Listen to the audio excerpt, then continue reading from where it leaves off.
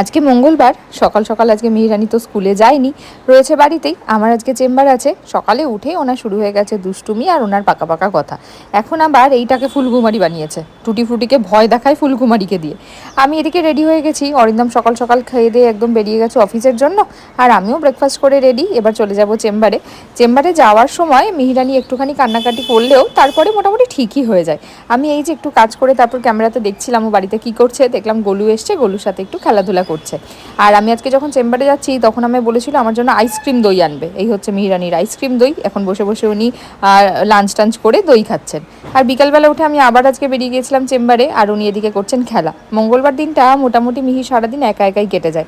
সেই সকালবেলা আমি বেরিয়ে যাই, দুপুরবেলা যখন আসি তখন ঘুমিয়ে পড়ে, আবার রাত্রিবেলা যখন আসি এসে কোনো রকমে একটু ডিনার করিয়ে অল্প একটু খেলাধুলা করার সুযোগ পায়।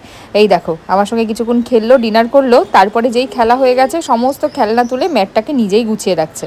আমি দেখলাম হাতে কিছুটা সময় আছে, তাই একটুখানি আলমারিটা অ্যারেঞ্জ করে নিই। পুজোর সময় আলমারিটার যে অবস্থা হয়েছিল, আর ব্যাস উনি আমার সঙ্গে হেল্প করতে এসছেন। আর ওড়না দিয়ে একটু শাড়ি পরা হলো, তারপর আমাকে একটুখানি জামা কাপড় বিক্রি করা হলো।